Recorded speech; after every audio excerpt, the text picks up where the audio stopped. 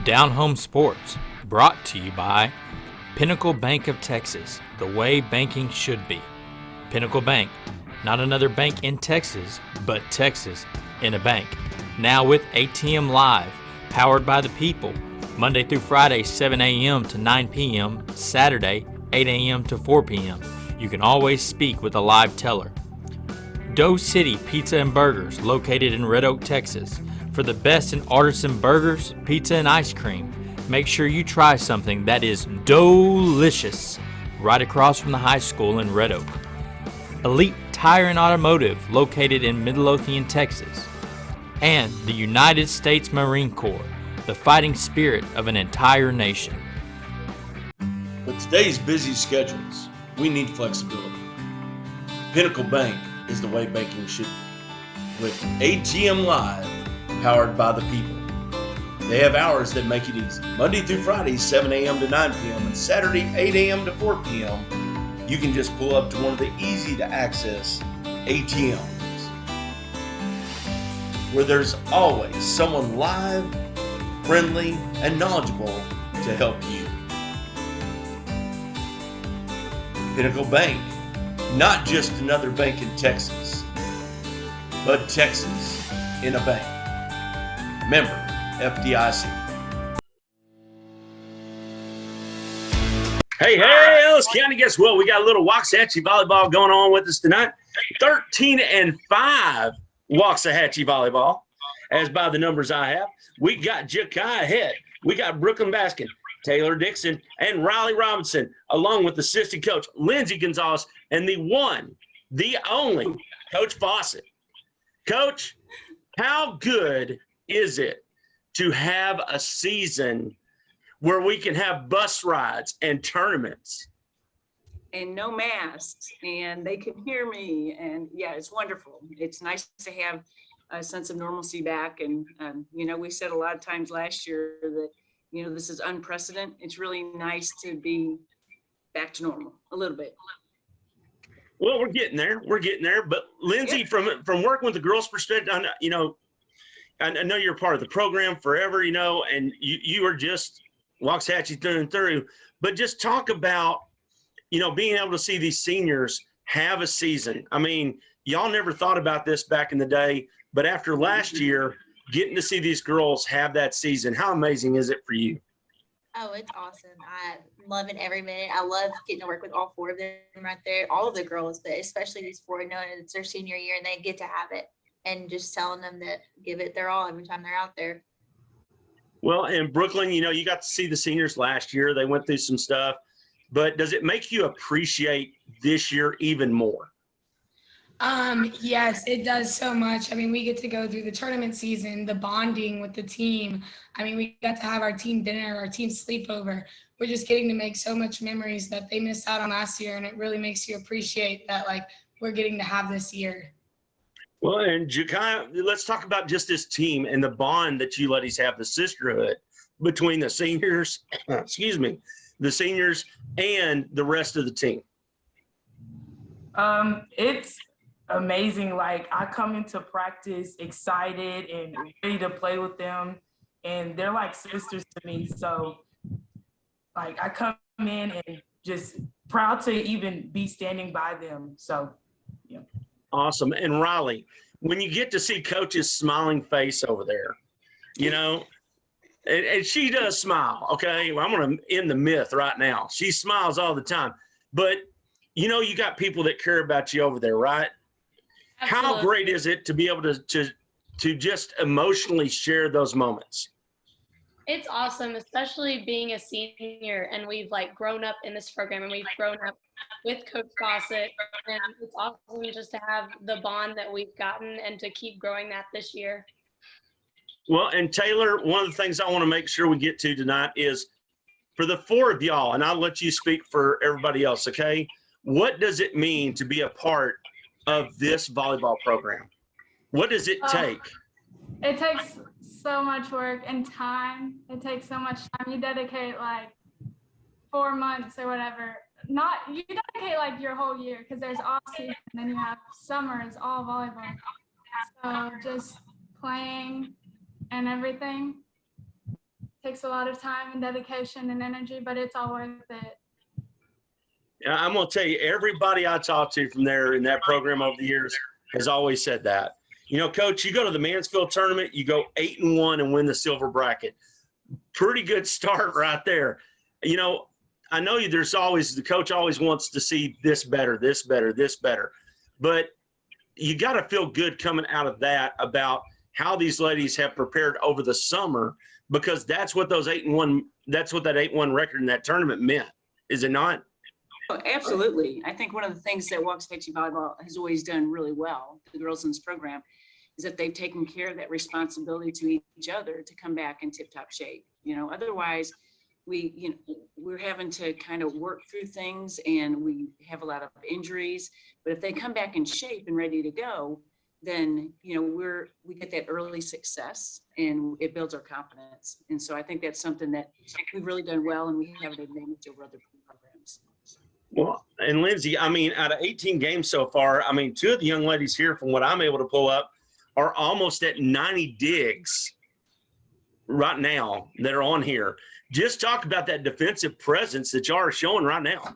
Oh, our defense is phenomenal right now. Those two, I mean, we got 3 girls in the backcourt, and they're phenomenal. They're talking, they're not letting faults hit, they're communicating. I mean, it's a lot. I mean, in the time we've been, they've already done 90 digs. I mean, they're playing some outstanding defense back there. Well, and Jakai, you know, talk about that middle. I mean, you're an MHOH, so talk about that middle and working together on those blocks. And I know that takes a lot of timing and cooperation to get that set up. It's all practice and being dedicated and knowing that when you're a middle, that you have to commit, and you have to be to the left and to the right, and just that mindset of I'm going to get it and I'm going to be there for my team. And yeah. Well, and Taylor, you know, being on that back row, you're calling out what they're doing for them, right? So how important is that as far as a communication point to set that awesome defense up? Oh, it's all communication. If you don't talk, you don't have a good team. You need that base to just carry out through all the plays and stuff. Well, in Brooklyn, one of the big overlooked things on a season for volleyball is normally serve percentage. And y'all are actually serving at a pretty darn good percentage right now. I think I saw that you had 4 girls at 100% on serves. We had a bunch of 98s and 98.7s. What does that do to set the tone of the match? I think the serving game is so important to our game. We are such an aggressive serving team. I mean, we practice serving teams. We can serve all around court. I think whenever we go back there, we really focus on where we're serving it to and what we're going to do with that ball. And I think it's an important part of our game as a team. Well, and Raleigh, you know, volleyball is one of the only sports I know of that is completely reactive. Okay. You know, and just talk about, you know, from that defensive side, I mean, we'll get to kills in a minute, but from that defensive side, that starts everything right there. Does it not? Absolutely. You hear Coach Bossett talk a lot about our first touch and our first pass, because we face teams that, you know, if they don't have the ball control, if they don't have the first touches that we have on our team, that the game just goes downhill from there. So I think you have to have a strong start to the game, and that's how we always started out. That is awesome. And Coach, you go to the Northwest Classic, you go 4-4 against some tough opponents. Nothing wrong with that because you're able to improve. And then next week, you're going to Highland Park. Pretty darn, I mean, you're putting these ladies to task and for a purpose. Just talk about the hard schedule and how that's preparing you for down the road. Well, I've always believed in scheduling the very best to be the best. We had our work cut out for us when we went. I saw the pool and I thought, oh, wow, okay, well, we're jumping right in. But this is what I like about this team. We're not going to worry about winning and losing. We're going to try to get better, play each point to the best of our ability, accept the outcome, and then focus on the next point. And if we can do that and believe in ourselves, then we're going to get better each time we step on the floor. And I thought that that's what they did this weekend. We were not as consistent as we need to be at this point, but I wouldn't expect us to be. So as far as growth, maturity, and I don't know, the improvement we saw over the past 2 weeks is phenomenal. I have so much faith in the team, and I believe a lot in their ability. And I think we're just going to keep getting better. They have the right attitudes, the right mindset, and we want to go compete against the very best. So it's fun. Well, I'm sorry, Coach, but No, Lindsay, yes. I got you. That's what everybody should be shooting for, really, because that's what it's going to mean when you're in the playoffs, hopefully, But Lindsay, just talk about the support that this volleyball team gets from the community. Even though Texas is, quote unquote, a football state, we've got some great volleyball teams, and not only at Waxahachie, but around the area. Just talk about the support for volleyball. I mean, just coming from this town right now, I mean, it's so much support. I mean, and we tell our girls all the time, I mean, you go out in town and people are going to know who you are. They know who the Waxahachie volleyball team is. And they're going to come up and they're going to say, hey, I saw your game, or hey, I heard about this, and they're going to congratulate you. So it's a huge, huge, huge support in this town. And then just around town, I mean, just being able to go up north and play some great teams and get competition. I mean, and then we're about to go down south and we're going to play even better competition. So just being able to go everywhere and have the support and play like we do is awesome. Well, Jakaya, let's talk about your mark as a senior team, okay? As a senior group, what mark do you hope you're able to leave on this program? What do you want people to remember this set of seniors for in the next 10 years? Just keep going, keep pushing, and there's always a way to encourage and lead your team. And me, I always want to be a leader, so just not following my footsteps, but try to always make your other teammate better, and not always, be about you. And it's all about the team. So.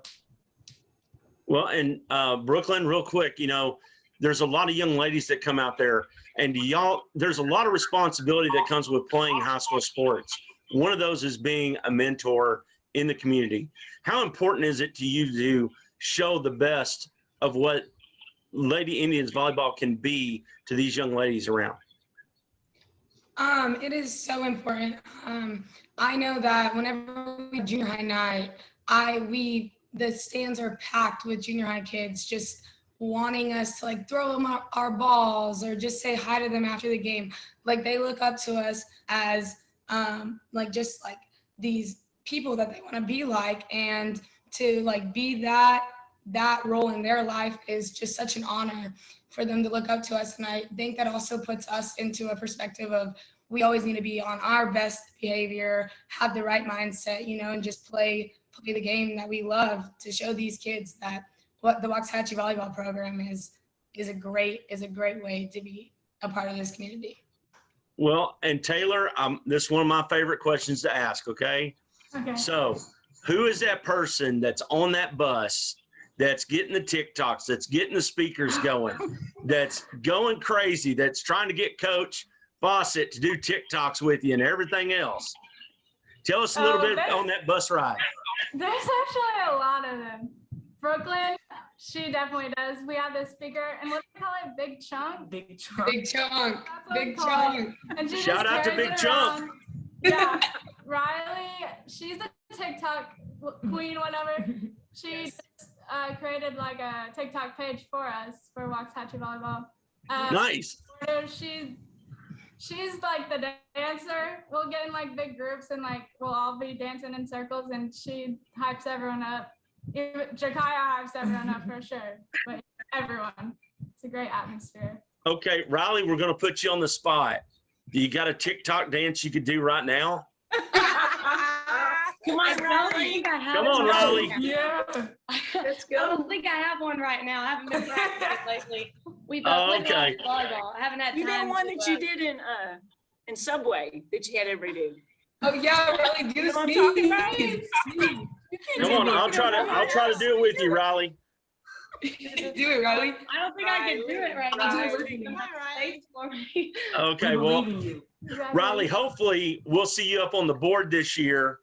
I know last year, Coach, was it last year or year before that we had one of the young ladies on that we kept talking to her about her little green screen moment up there on the big jumbotron. They were doing some dancing, I think. Yeah. Well, Coach, we've talked a little bit about the defensive side, and now let's talk about offense. I mean, you're doing a great job there. You kind of, has 10 kills so far, as what the numbers I saw. But it just seems like the offense is kind of coming from everyone. They're playing off that defensive presence and really getting that going from every angle.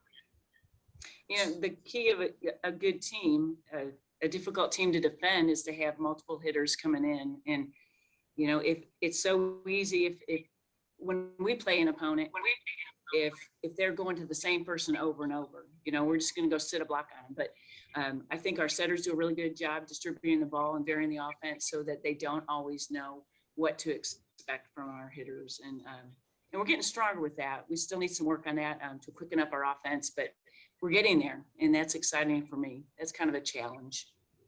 Well, and that's one of the, everybody talk, when you talk about certain sports, you talk about certain positions, and that setting position being so important. Lindsay, how much time does it take to get those setters at the first of the season in time with everybody, as far as, because everybody jumps a different way. Everybody jumps a different height. Oh, yeah. There's a lot to that. Oh, yeah, it takes it. I was never a setter. I was always a hitter. And Yeah. I give major props to anyone that was a setter. I mean, because if you look to it, everyone gives praise to the hitters and setters. And so they have a hard job, and I praise anyone that steps into that role. And we work with our setters, just by themselves sometimes, and just with middles, just getting timing down, just because it does, like you said, everyone jumps different. Someone might jump higher than the other one might like to go faster than the others. So working with our setters, they get a lot of reps, and they work hard every single time they're out there trying to get the reps done. Well, Coach Foss, I'm going to jump back to you real quick. We've got something that goes on, a little bit of thing here. Now, I'm used to Pie-Palooza because I am a pie-eating guy. But y'all got Volley-Palooza coming up. Can you talk a little bit about that? Yeah, this is a huge tournament. And what's nice about it is that we go south, so we pick up some teams we typically don't see.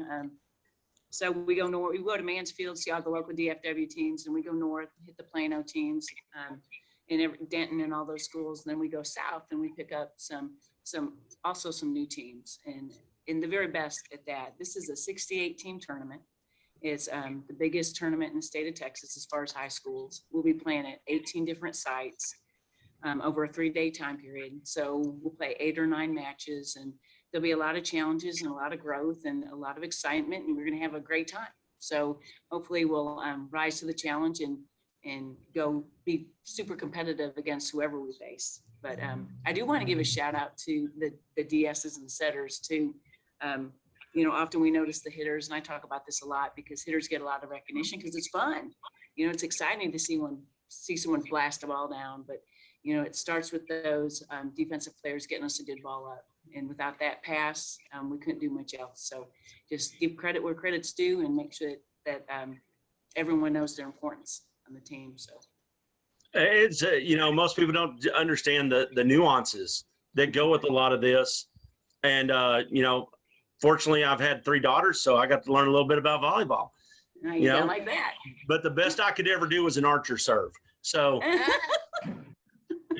but Brooklyn, okay, channel your inner Michael Irvin right now. I want you to get people fired up. Okay, give them their best speech of why they should be traveling and being a part of this volleyball run this year. Oh, okay. I think that we are such an exciting team to watch. We bring energy to the court every match. Every time we're in a huddle, we say we are not going home with a loss. We are going to go home with a win. And so we are going to fight every point to make sure we get a win. And not even just a win, just to play hard and play our best. If it doesn't come out with a win, it's fine. We're going to have fun playing, and we're going to go out there, have fun, do our best, play our game, and we're going to finish where we finish. And I think that's the best part about this team is that we all know that we all care about each other, and we care about just playing to our best abilities and focusing in on the game. And so I think watching our team will make everyone love this sport, and we are very entertaining. And yes, y'all should come watch our games. There we go. All right, Jakai. All right, we're going to take a little poll with the three of y'all, okay? So, better thing to do, block or a kill? Block. Ah, the block Okay. is so hyped up too. Yeah, A kill. it happens a lot more yeah. than like A block. So Okay. All right, Taylor, better thing, a dig or a kill right down somebody's throat? These are hard. Both. I don't know, cause if it hits the face, that's yeah, money. if it does hit the face, It's money.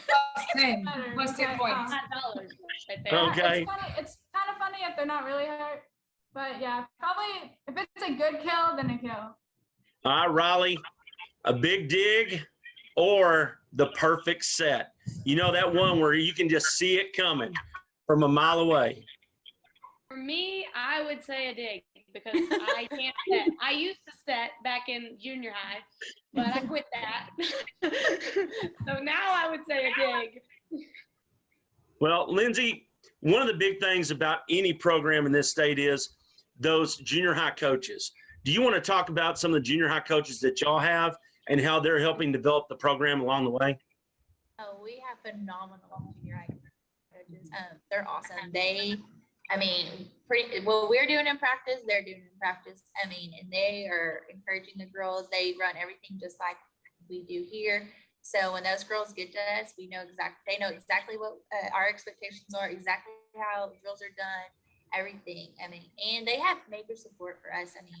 They work our games. They call the lines. They do the book. They're willing to step in anytime we need help. So we have an awesome junior high staff. Well, Coach Fawcett, be remiss not to talk about your staff and the great job that they do, not just with these young ladies, but through the entire program. Oh, absolutely. I think, it's a coaching team, just like we have our players. They're a team and we're part of that as well. But this is a coaching team and we all build on each other and we all have our strengths and we all have our weaknesses. And, that's how we manage to bring our strengths together to be the best for the kids. And so why am I focused on one part of the game? I was a setter in high school and college, and that's my strength. And Lindsay was a hitter. And so, we kind of play off each other. But it's a great teamwork, very supportive. We have a lot of fun. And I think that's because we spend so much time together. It's important that you have fun doing what you love. And I can't speak highly enough about the coaches I work with. They're wonderful. Well, I know with legendary coach like you got some of your ex-players with you and that they keep the tradition going. And these four young ladies, I tell you what, we're expecting y'all to do some big things, and we'll be watching all the time. And Coach, we'll be more glad to have y'all on anytime. And ladies, best of luck to you, and we'll see y'all on down the road. Thank you Thank so much. you. In Ellis County, you know where to go for the best pizzas and burgers. Welcome to Doe City. How are you doing today? A menu that allows you to have it just the way you like it. Great, friendly customer service. And all the toppings you can handle. So what do our customers say about Doe City? We come up here all the time, so we love the pizza and the burgers also. It's somewhere we can all come and have a good time with our friends and enjoy the good food that they have here. I love the fries. And it's cooked to order, so you're always going to get it fresh. Doe City's always a great place to come and hang out with your friends. Whether it's Tuesday or Friday night after a ball game in Ellis County, guess what? You can always make it over and have a little bit of delicious. It's delicious. Delicious. It's delicious. So come in or order out at Doe City Pizza and Burgers in Red Oak, Texas. Well, Ellis County, guess what we're doing? We're talking to Red Oak Hawks own Tony Holmes, head coach over there. Hawks were 9-3 last year, ranked number 12. Coach, glad you could join us here tonight. Thank you. Glad to be here. Well, Coach, everybody knows around the county, you're defensive coordinator over DeSoto. You come into a Hawks program that's on the rise. That ranking means a lot. I know most coaches don't like to talk about it, but it can just show how your program's progressing. What excites you about this year for the Hawks? Well, offensively, we got some veteran guys that, that touches the ball quite a bit.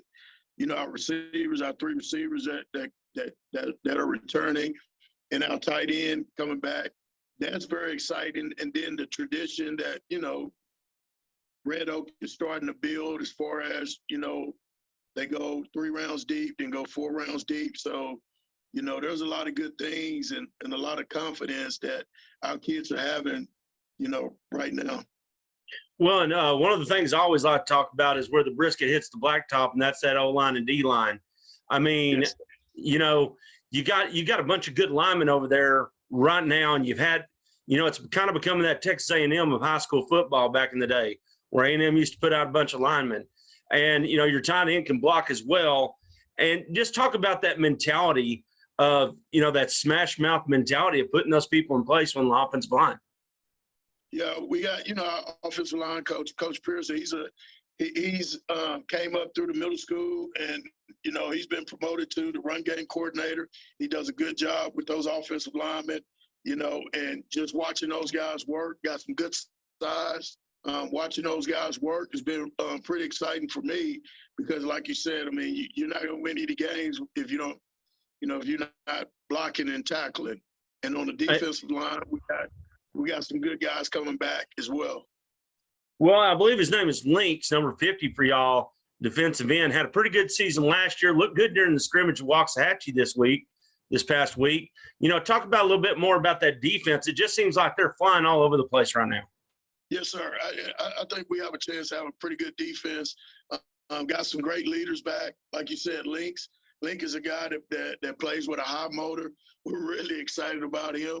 He's one of the captains of the team, and he goes as we go, so we're excited about him. The defense, against Waxahachie, we were flying around. The D-line really controlled the line of scrimmage, which was exciting to see. And so I think our secondary has come along in a short amount of time that we've been here. And we're excited about the defense. We really are. Well, and that's one big thing. You've been there for a month, basically. And, most coaches that move into a position get the whole summer to work out with everything and kind of get their little things into there. How has, this transition been for you? And, just getting the boys to buy into maybe a little bit of a new concept, not a whole concept, but a little bit of a new one. Yeah, I mean, they're buying in. I think, at the end of the day, they want to win. They've had success. They know what success looks like. And they know that I come from, very successful programs. And I think just the leadership and the want to is there, and so it's been fun. It's been great. I mean, I couldn't ask for a better group of guys right now. And, coming into inheriting a tough situation, they were excited about me and they're excited to get to work. Well, and Coach, we look at your schedule, right? You got 4 away games on the season. Does that not play into the Hawks' hands a little bit with this season upcoming? Absolutely. You get a new job this late and you got 6 home games. It's always exciting. It's always a good thing. Well, you got some younger kids along on that team as well. Does that not normally help them out, taking some of the jitters away, not playing in front of their home crowd, that band going and everything else? Absolutely. And we're going to use that to our advantage. Well, and you start off on the road this coming week against Innis. That's a tough test for anybody. But what are some of the things that you're looking to get out of this game? It's not a district game. I know everybody wants to win. But what are some of the things that you're wanting personally to see from a mental standpoint from these young men? Well, the biggest thing, when I walked into the building, where we were defensively and where we were as a team, I want to see an improvement, in the Waxahachie scrimmage, and I did, And there's a big step that I'm hoping we can take from the scrimmage to the first game. So a lot of things that we've talked about, a lot of things that we worked on today and, and Friday in our meetings, as far as the execution of what we're trying to do, I would like to see us execute better.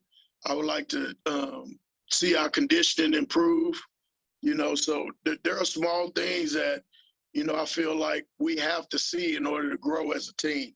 Ennis, obviously you can't say enough about them. Legendary coach, I have nothing but a ton of respect for him. Being a Texas high school coach, he's a legend, and it's going to be very exciting to play against a program like that. Well, you come from what everybody calls the District of Doom. I kind of hate that title, but this is no slack of a district either. You got some tough games throughout. You kind of start off with a heavy, tough game, but you got that break after the first three. Is that going to be able to prepare you to vault into that district schedule with a little bit more, planning and stuff like that? Take all the good film that you got, the bad film, and motivate these young men to have a great district run? Well, the thing that, we've been preaching since we got here is, first of all, we got to take care of the little things, and that's a day-to-day basis. So, we do have a tough schedule. Our second game is a 6A program with Sackett, and, I've been in the district with Sackett, and, they was a district champs for, as long as I can remember. So we're playing after we open with Ennis, we're playing a pretty big-time 6A program, and then we come back with out-of-state school, which I have no clue what they look like yet. So our schedule is set up to prepare us for a tough district. So, the thing that I've always preached and thing I've always lived is you take it one play at a time, one day at a time, and when district gets here, we'll be ready. But, we got to take care of Monday. We took care of Monday. Now we have to take care of Tuesday of this week, and we'll go from there. Well, and, Coach, being prepared and everything, just that one step at a time approach, if there's a philosophy that you personally have that you're instilling in this team, what would that philosophy be? Would it be that one thing at a time, or the little things matter a lot? The main thing that I'm trying to instill is those little things that, being where you're supposed to be, being on time, taking care of your grades,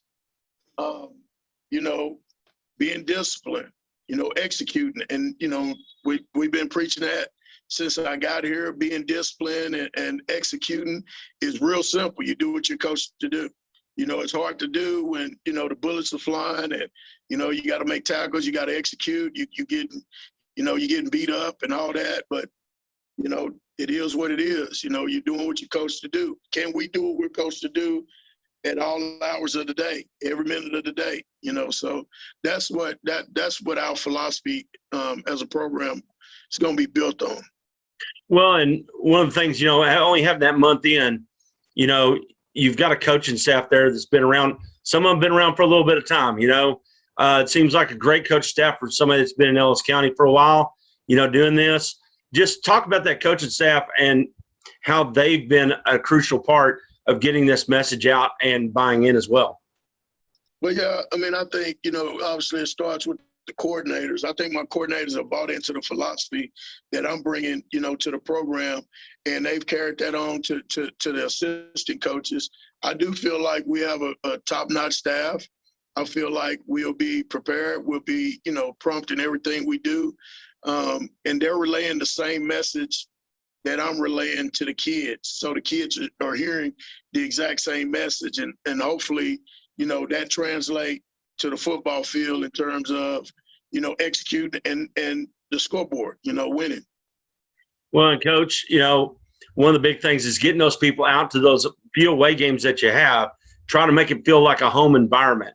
So what are some things that the fans should expect from this team and why they ought to be traveling very well this year?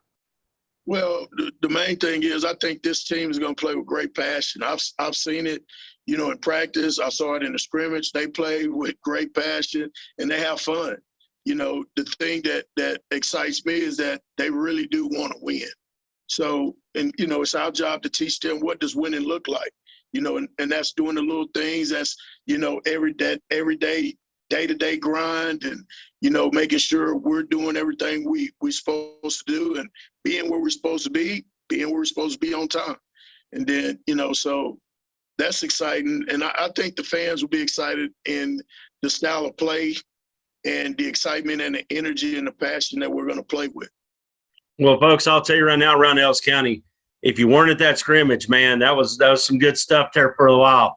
And make sure you make it out to the Hawks games. Matter of fact, just drive on over to Ennis this Friday night, and you can check them out over there, Coach. Thank you for your time tonight. I know you got to meet the Hawks tonight, so we're going to let you get back to that, okay? Thank you. I appreciate you having me. The battle to belong begins here, among the few, the proud, the Marines.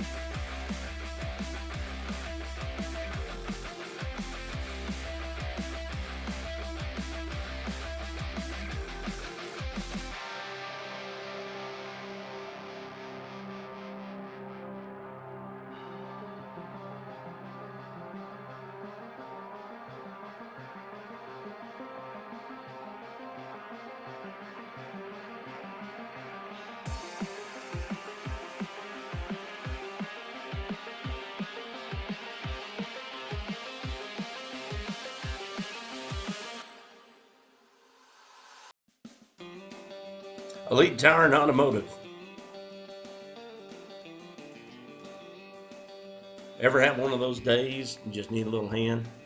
Well, with our remote services, we'll just hop right on it.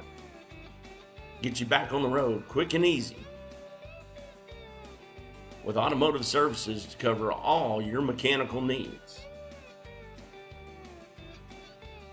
Need that state inspection done? Well, we can do that too. So roll on in and see a friendly face. Give us a call and we can be right on the spot to assist you. So trust the friendly folks down at Elite Tire and Automotive, 972-775-1055.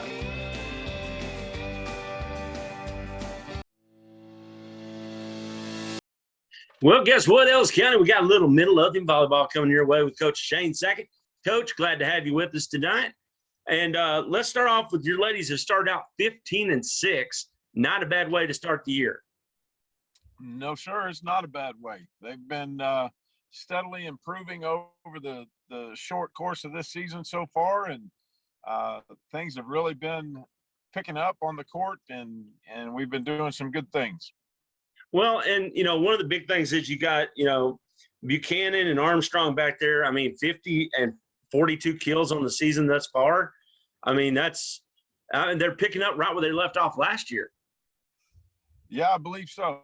And, as we keep getting the setters more comfortable with all the hitters, it should just pick up even heavier pacing, and, we'll be spreading that ball all across the net.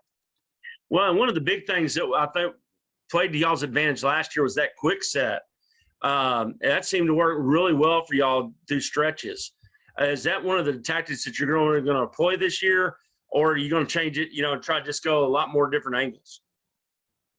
Well, we always like to try and keep ourselves diversified so that we don't have one thing that we necessarily hang our hat on that other teams will be able to set up to defend. But we do like that quick attack still, and it's been a process of getting the new setters up to speed with that. I mean, there's 3 girls that are fighting it out for those positions, and sometimes it just takes a little bit getting used to the faster varsity speed and how the middles really take off when we get our offense clicking, and they're aggressive as all get out. So it's just a process getting those young ones, rookie varsity players, up to that varsity speed so that we can be firing on all cylinders. Well, and just talk a little bit more about that, if you don't mind. I mean, I know you've got 3 that are out there vying for the position. I know Rector and Hallmark are 2 of them. But just talk about, the amount of time it takes to get that timing down. You're talking about that different speed, but you're also talking about different jumping ability from what you see at some of the lower classifications. Correct. The third one is a freshman. The only freshman that's on varsity is Lillian Garay, and she came from Dietrich, and she's doing a pretty good job, just like the other 2. So it's been a good, healthy contest, and they're all getting their touches. And we have, between Killian and Kennedy and Uriah, you've got 3 very good jumpers who like to stay active and like to make the defense have to keep up with them. So they're really hammering the quick stuff in the middle, and then they like the front and the back slide as well. So there's a lot of stuff, a lot of timing that goes into that, and the only thing that we can do to make sure we train those setters right is just keep giving them multiple opportunities to run that, not only in an individual drill, but then you got to put the live ball in play where it's not off of a toss, and it kind of changes the way that they approach getting to the ball, and then having to feed it when we're not quite in system, but still able to force that ball to the middle so that the defense has to respect all 3 of our attackers, not just the emergency high outside set. So the setters are I guess the old saying is it's a baptism by fire. They're just thrown in there, and here we go, and you gotta make it happen, and we'll just keep giving you the opportunities as long as you don't get frustrated. I think that's probably the main thing, is to make them understand, you're going to make mistakes. It's just the nature of the beast when you're coming from either the JV level or even the middle school level, and you're expected to, run this varsity offense. And we have been fast for a few years now, using the setter that we had, Aaron Walton, before. I mean, that was 3 years of varsity experience as a 4-year varsity starter. And, she really spoiled us. So, but we haven't had, we're not disappointed with the way that we're going right now. We know that it's a building process, and that's the thing that we've been trying to get these setters to understand, is it may not be clicking on all cylinders right now, but we're working towards the end of district and going into that playoff push before we really have to have everything going. So it's just a work in progress. Well, and you mentioned a couple of names earlier, and I always mess one of them up. which is Seyfried. And then Uriah, last year they were kind of like a 7th and 8th woman off the bench a little bit, but this year probably cast in a little bit bigger roles. And, last year it just seemed like they were the spark plug. This year, how do you see them and their roles on the team? Well, we took Lauren Seyfried and moved her from right to left. We've had some real good success early with her, not just hitting, but a lot of her back row playing ability as well and serve receive. We didn't want her to be, someone who just played 3 rotations. If we went to a 6-2, we didn't want to lose that defense necessarily. So we had her transition during the spring and start doing a lot more work on the left side. And she really accepted the challenge and has been doing some awesome things here early. Just getting to swing on that side where it's easier to put the ball on your right shoulder from the left side as opposed to the right. And she's been able to take on the responsibilities of being one of the primary passers that you really want to have as a left side hitter. So she's been doing an awesome job there. And then, Uriah is, you're right. She is a spark plug. And, we would be able to rotate the 3 middles last year and, give them a change of pace, a little bit of different expertise in the way the 3 of them attack from the middle. And Uriah has really done some things above and beyond, I feel like, in the way that she approached the transition from her junior to her senior year. And that's kind of one of the things that earned her the spot as a captain on this team, along with Kenna Buchanan. So, she goes about her business and she does things in the weight room the right way. And she's that good old fashioned bring your lunch pail every single day. And by gosh, I'm going to work and you're going to have to be playing your best to stop me, because I'm going to give my best every single time I'm on the floor. And she's just a joy to work with. You never hear a bad word from her. She's never down about anything. She's always got that smile and determination look on her face to work hard at her craft. And between her and Killian Kennedy, we've got 2 middles and 1 right side, no matter what combination we throw at you. And they all can do both of those positions really well. So it's a nice luxury to have with those girls. And she is one of those girls that can really get up in that 0 tempo offense that we run and pop those balls left and right and just seems to get the kill at the right time. Exactly. And, let's just swing over to the defensive side a little bit. I mean, McMichael's leading the team right now with 119 digs from the information I've got thus far. And just talk about having that presence back there. She is the rock of that defense. I mean, you come watch us play, and actually, all you have to do is walk around the halls of school and look for the most bruised up girl, and that will be J-Mac. That'll be Jenna, because she will do anything and everything to keep that ball from hitting the floor. And by gosh, she's proud of her bruises. But she does some tremendous things, and if you like seeing all out hustle, she is the definition of hustle.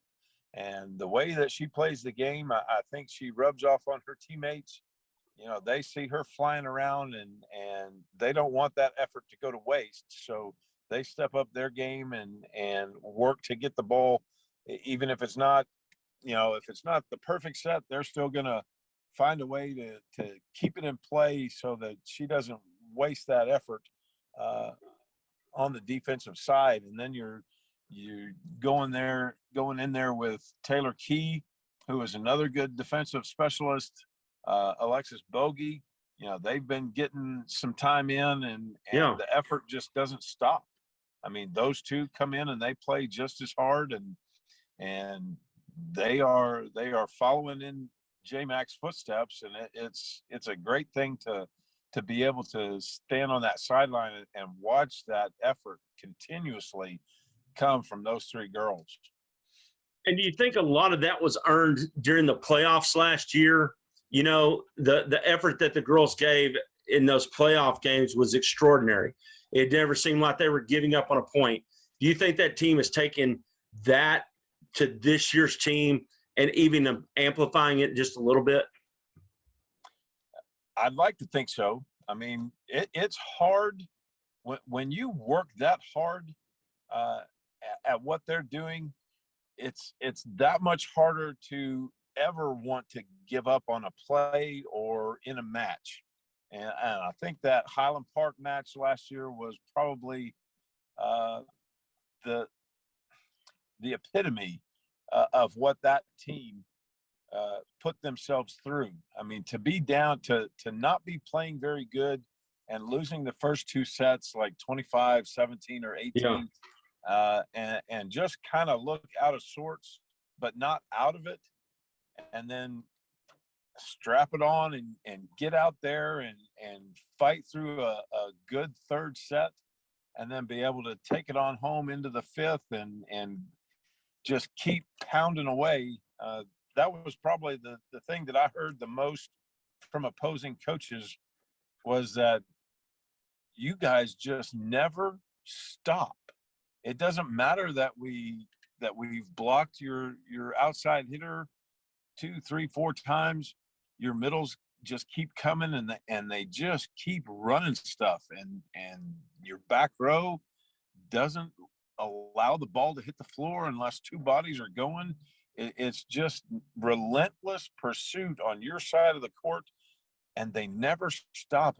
And our girls just didn't understand where all that fight could come from, meaning the opponents. Yeah. And it's just something that our girls pride themselves on fighting until the last point, and they're going to give it to you all night long.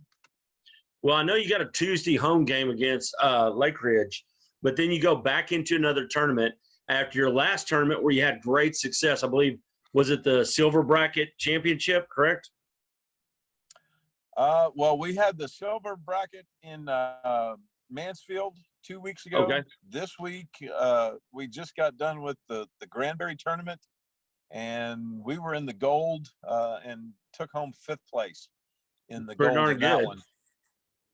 So yeah, they improved on the week before and had a real good battle with Amarillo Tascosa, who's always been a traditional power in the world of volleyball, and just lost out on that one in a 3-set thriller. So they come back the next day, and we had some battles and words with Stephenville and ended up on the short end of the stick on that one, but they came right back and won the next two and got 5th place in the tournament. So, they might end up short on the scoreboard, but everybody else is going to know they're in the battle when they step on the court with us. And tomorrow we're actually at Lake Ridge. We're not at home until the 31st when that Dash Spartans come in. Yeah. From Cedar Hill. That'll be our first home game. Okay, I'm sorry about that. And you got a tournament coming up this weekend, kind of figure out some things there. Are you going to take that opportunity just kind of to fine tune before you start making that push to get into district? Yeah, I mean, this is going to be one that allows you, the first 2 tournaments were 2 out of 3 to 25. This one, we're going to play 2 matches on Friday, 2 on Saturday, and all of them are 3 out of 5. So now we're going to battle like a regular Tuesday, Friday district match and play some real good teams. I know we got Birdville, and we get to see Tascosa again. We'll see some real athleticism with North Crowley. And then I'm trying to remember who the 4th team is. but it's just escaping me right now. But you know, we take on these tournaments because we want to play some of the best around, and you go over to Arlington and you're playing 5 and 6A teams that really make you take care of your side of the court, which is the challenge that our girls like. So, yeah, it's if a good tune-up. Well, if I'm not correct, that last team in that tournament is Centennial out of Burleson. Oh, yeah, Burleson Centennial. That's correct. You know, but, you know, you played some tough teams there, and, I mean, your district isn't the easiest in the world. Correct. You know? And that's Just the way saying. we like it. But, I mean, does that not prepare you, you know, to go back up against another Highland Park? You know, I mean, you go back to 3 years ago, right? You lose to Highland Park. You beat Highland Park last year, you know, to make it to that next round. It just makes a lot of things. It just seems like those tests have made this team even tougher than they already were under your tutelage. Yes. I mean, that's what we've tried to build that since I got here. They always could get to a certain point, and then it was like, we don't know how to compete right now. So we've been trying to fix that since I got here. 4 years ago. This is my 4th year, and the girls have really stepped up to the challenge. That they like playing those top teams, and they like seeing, you know, let me see where I stand right now. Let me see, you know, how I hold up against them on the court. What are going to be our deficiencies? What are the things we're doing well at, so that we can work on those in the next month to month and a half, and then get it perfected by the time we roll into those playoffs, and then see how far we can go. So, you know, they have really stepped up to the challenge when we have these good teams, and they want to do well. So they're always working hard. Well, Coach, I wish you nothing but the best. And obviously 15-6, you're doing pretty good right now. But we'll know you have them ready for that district play, and can't wait to see how far you and the Lady Panthers go this year. Well, thank you. We're looking forward to giving the crowd a good show and making sure they get their money's worth. And with today's busy schedules, we need flexibility. Pinnacle Bank is the way banking should be, with ATM Live, powered by the people. They have hours that make it easy. Monday through Friday, 7 a.m. to 9 p.m. and Saturday, 8 a.m. to 4 p.m. You can just pull up to one of the easy-to-access ATMs, where there's always someone live, friendly, and knowledgeable to help you. Pinnacle Bank, not just another bank in Texas, but Texas in a bank. Member FDIC. Hey, Ellis County, guess what? We got a little 6-man football. Ovilla Christian's Coach Johnson. We got Jace McMahon with us. And guess what? They're fresh off the field from practice. Coach, let's just dive into this right now, okay? You go 5-4 last year, 3-3 in district. You got 14 returning people in the program. You got 4 on offense, 5 on defensive starters. And, you know, you got to be excited about this season and what these young men are prepared to do. Yeah, I'm extremely excited. Like you said, we just got off the field. I took our juniors and seniors, the entire junior and senior class to Mount Lebanon and Cedar Hill. And so we had some downtime for the non-football players. And we tell the football players, you're going to practice from 6 to 8. You're going to get after it. So we just got off the field, and I just got home. So Jason's still at camp, and I got a 1-year-old at home. So I got to get some rest and get ready to get after it tomorrow with those guys. Oh, heck yeah. Well, Jace, let's talk about just the brotherhood out there as you are bonding at these camps and getting these practices in early. Well, this year, the guys that we have, we're all really close. Been here for a long time, small school. We all know each other. And I think, you know, as a team, we'll work well together on the field. Well, and Coach, you know, me and you've talked about this off the air and everything, but just talk about what a special young man that is on the screen with us right now and just the character that he shows day in, day out. He's just a great kid, unbelievable kid to coach. The thing about Jace is it's all about the team first, me second type of guy. He just comes to work. He was that player last year for us that, started at running back. We moved to slot receiver. We put him in our J back, our fullback, H-back type of kid that we use. We had split him out at flanker. We just moved him all over the field. And he was just willing to do whatever. He's a running back that catches the ball out of the backfield. He scored our first touchdown of the season last year. We played dime box off of the backside wheel. And so he's always doing those little things. He leads by example. And when there's times to speak up and talk, he definitely delivers a message. And he came in, I told all our kids once Jace returned, I said, everybody's going to military camp next summer. Everybody. And, he's just got a presence about him, and he's one of our most physical players in our program, but that served him well. And he came in probably about the best shape of any of our athletes this football season. Well, Jace, let's talk a little bit about your off season for a second, okay? My understanding is you've already committed to armed services. You went to what's called Splits Op program, where you do basic combat training over the summer between your junior and senior year. What are some of the character things and leadership things that you learned from Split Ops? Well, so Split Ops allows you to go to basic training early while you're in high school, and it really teaches you that, you can really do anything. You can do anything you set your mind to, no matter how hard it gets, no matter what kind of conditions you're in. You can, with the right mindset, you can push through anything.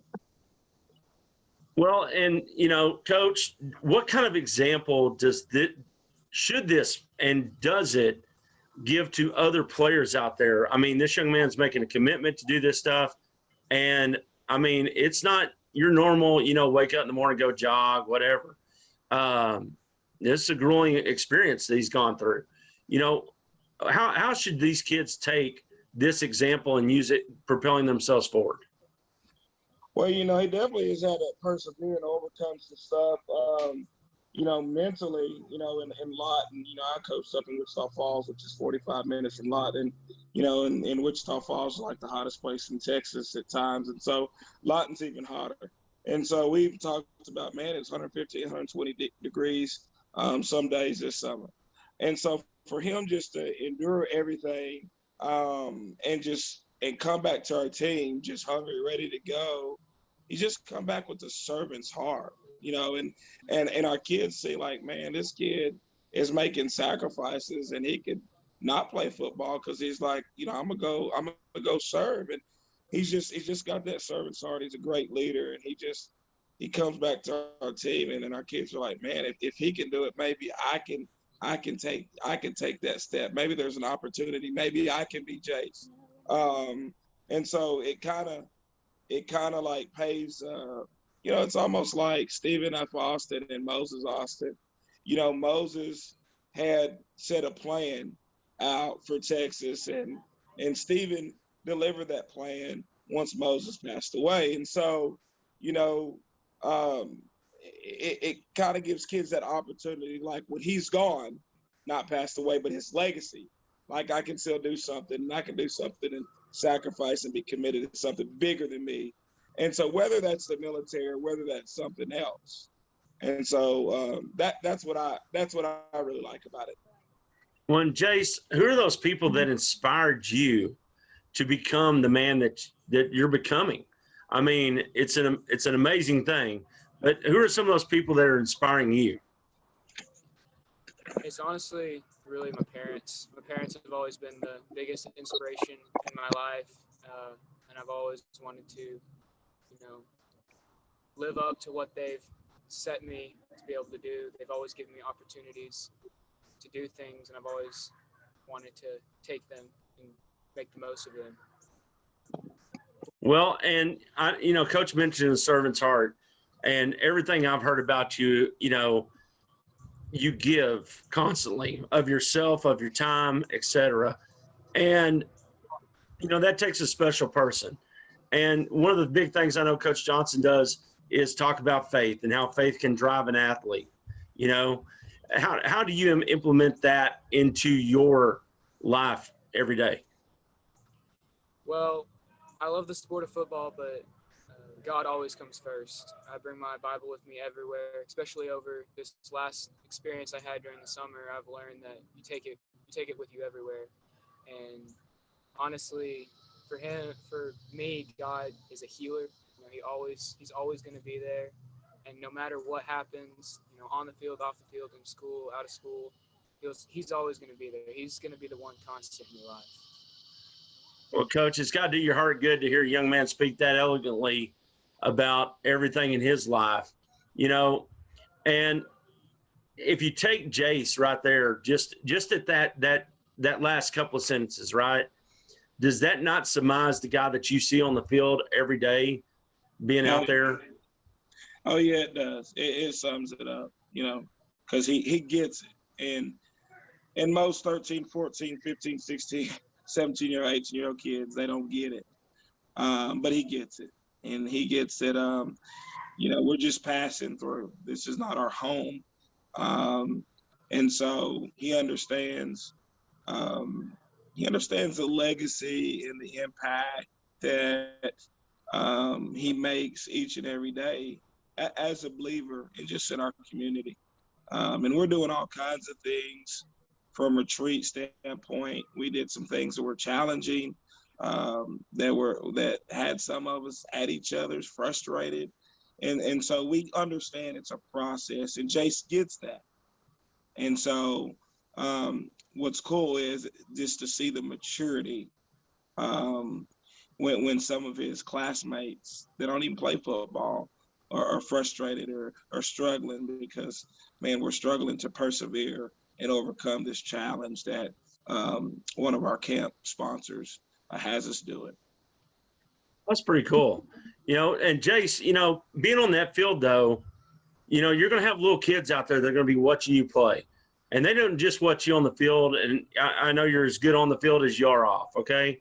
But just talk about being that role model for younger kids, not only at Ovilla Christian, but throughout Ovilla, Red Oak, and Midlothian, because we got a lot of kids that go over there and watch that six-man football down there. Well, how do you look at that from an honor standpoint? It means a lot. I remember when I was in junior high playing football, I'd always look up to the big high school guys playing football, see them at practice coming in. You know, we're practicing after we start practice after they start and leave, you know, before they finish, and always look up to them. And now being in that position, you always want to represent that position well, because one day they're going to be in your shoes and they're going to be setting an example for the next generation of athletes.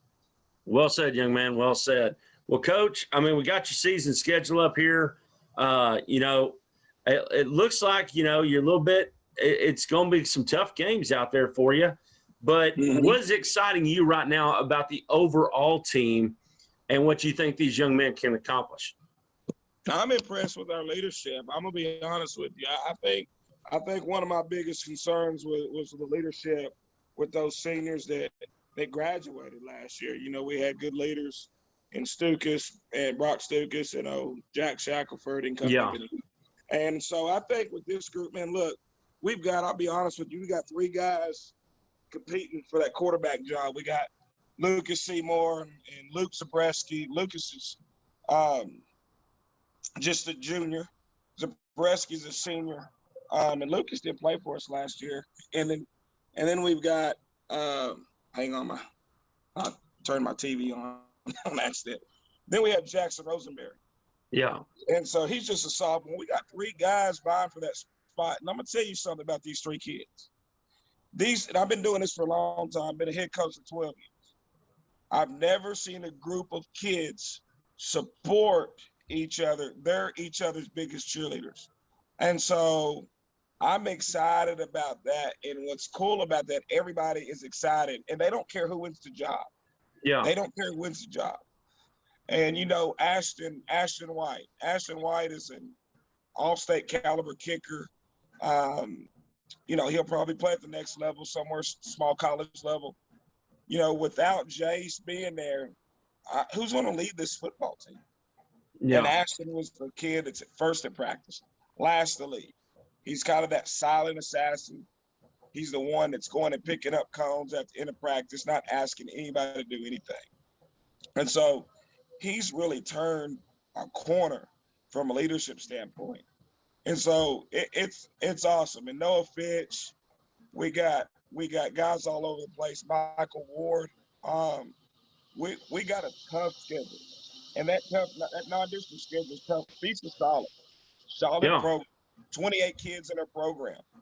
We got to be ready to go. Sherman Texoma moving down from 11-man to 6-man 2 years ago.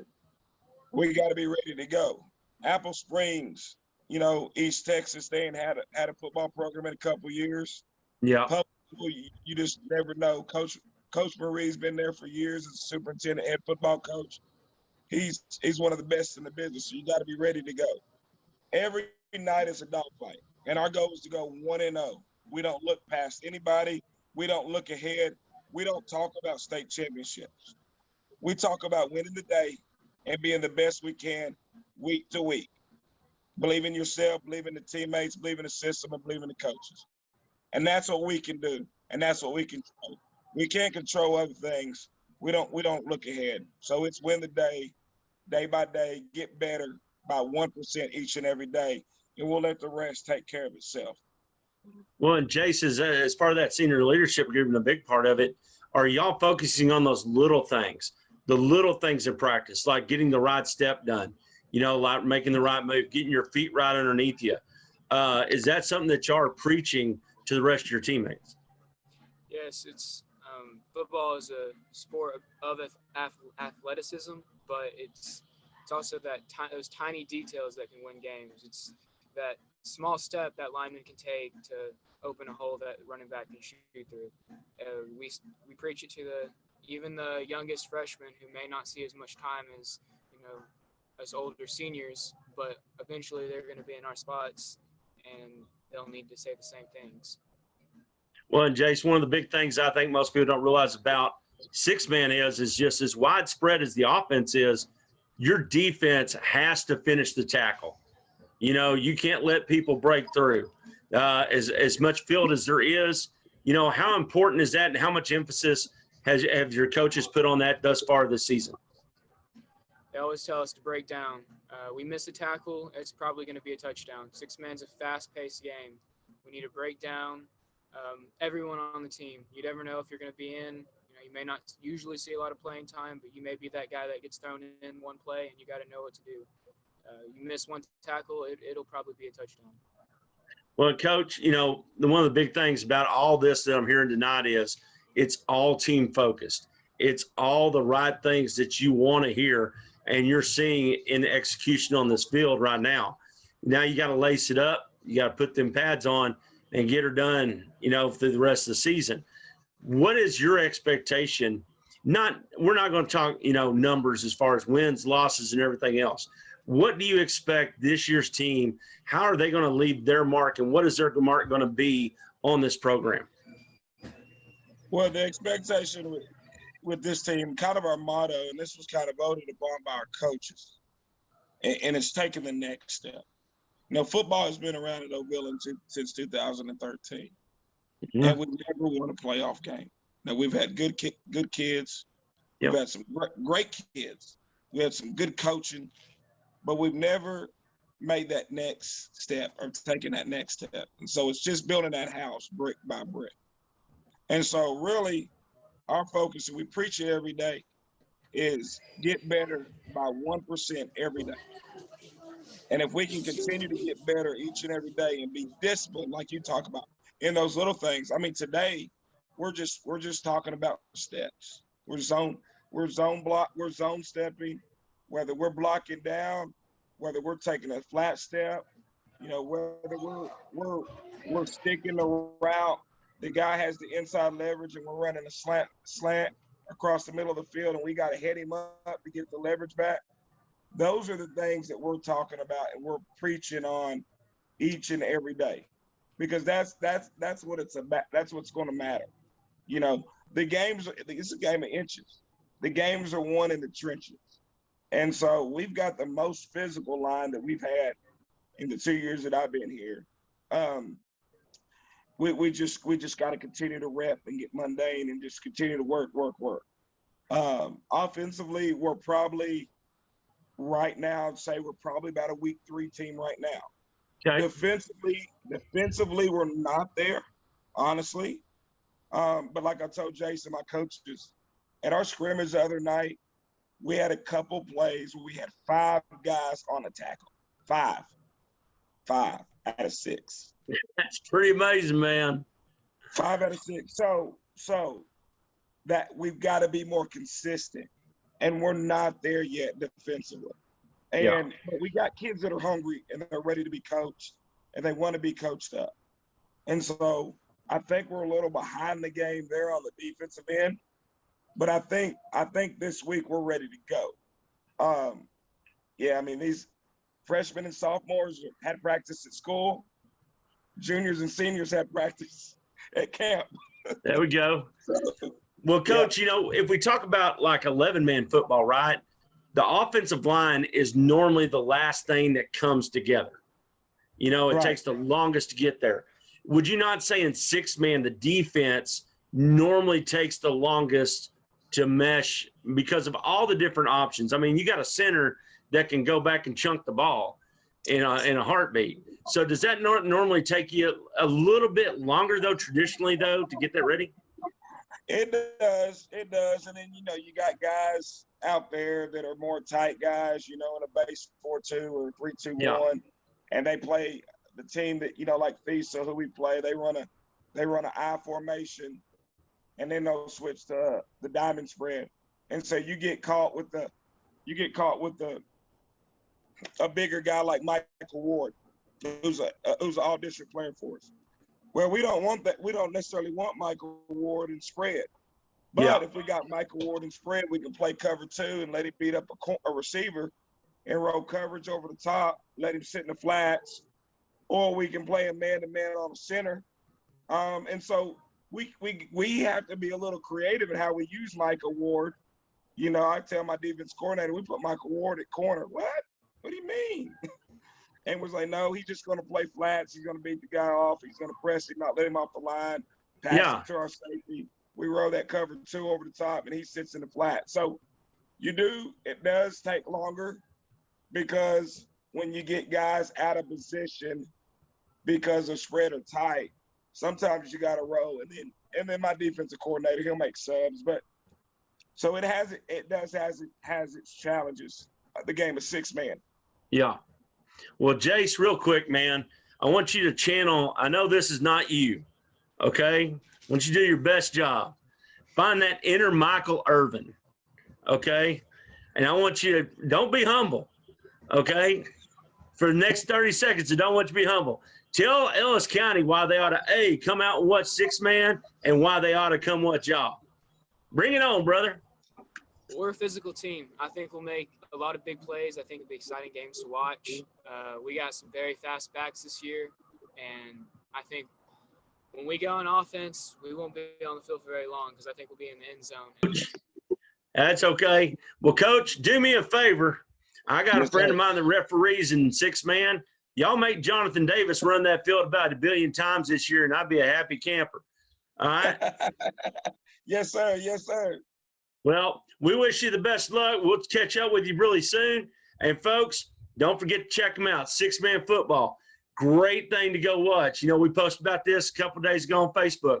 Get out there and watch these 6-man programs. If your program's, you know, has a bye or anything, get out there and watch some 6-man.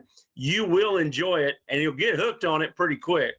Well, Coach, Jace, thank y'all for coming on with us. And we wish you nothing but the best, and we'll see you on down the road, okay? Hey, we appreciate you. Step by step, Eagle Nation, go OCS. And, hey, thank you for having us, and thank you for all you guys do for these schools in Ellis County. We really appreciate you. In Ellis County, you know where to go for the best pizzas and burgers. Welcome to Doe City. How are you doing today?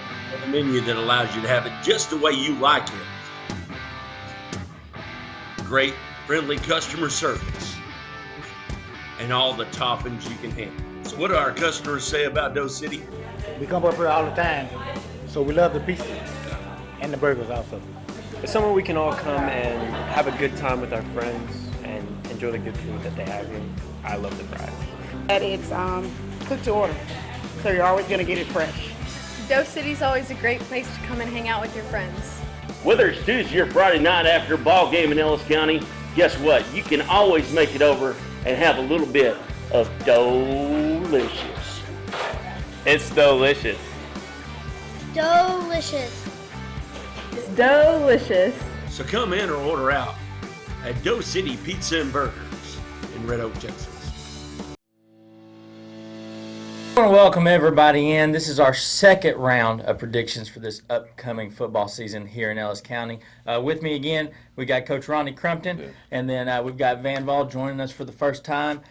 Tater, my partner in crime, could not be here today, but I'll be reading off his predictions as well. And so we did taps through 3A last week, me, Tater, and Ronnie, and so we're going to finish up going 4A all the way through 6A. We'll make it short, sweet, fellas, but I appreciate both of you guys taking time to join me here. And so we'll start off with the Ferris Yellow Jackets, the smallest school we got left on our predictions. District 5, 4A, Division 2. Last year, the Yellow Jackets 5-5 with a district record of 2-2. They did make the playoffs by district finalists, returning 13 lettermen, 5 starters on the defense, 3 starters on the offense. The kicker with Ferris here is they are under ex-Argyle head coach now in Stephen Greek, who along with that bringing their starting quarterback and his son Nathan Greek. So new head coach, new coaching staff. Reading off their schedule real quick. They'll have the Maypearl Panthers, Fort Worth, Benbrook Bobcats, the Quinlan Ford Panthers, Farmersville, Canton, Bridgeport, Godley, Hillsboro, Venus, and then round out with Glen Rose. Coach Crumpton, I'll come over to you first. The Yellow Jackets were on the come up last year. They have now switched out head coaches, but they've got a young roster. They've got some talent, but they got a pretty dang good QB coming in.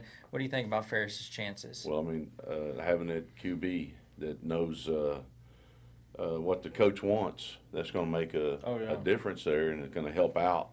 And a lot of it's going to depend on how they develop the young talent that they have. With only 3 starters coming back on offense, one thing that is that everybody that he's associated with, the quarterback, is going to be new to him anyway. So I mean, if they can put all that together, they could put together a pretty good year.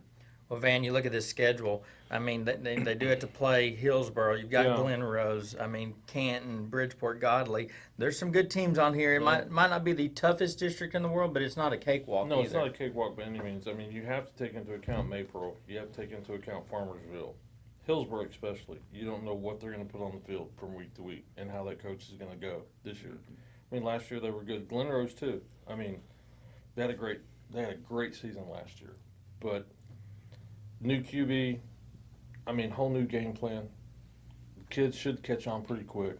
And like Coach said, they could have a heck of a season this year, especially with a leader as far as the quarterback knowing what the coach wants, how he wants everything run.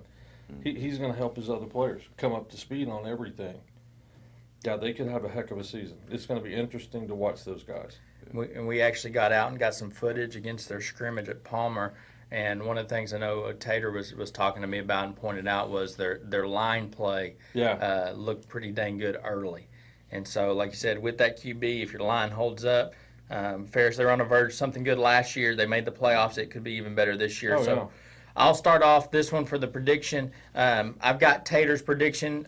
He has them at 7-3 this year, and not to copy and paste, but I actually have them at 7-3 as well, which would put them in the playoffs, and hopefully you're looking at least a couple rounds deep. Coach Crumpton, what do you think? Yeah, that's what I was looking at. 7-3, 6-4, somewhere in there. I mean, like I said, it depends on how they respond to each other, but it could be pretty good. And I'm the same way. I'm thinking 6-4, 7-3. if everyone catches on to the new scheme quickly, they're going to be a force to be reckoned with.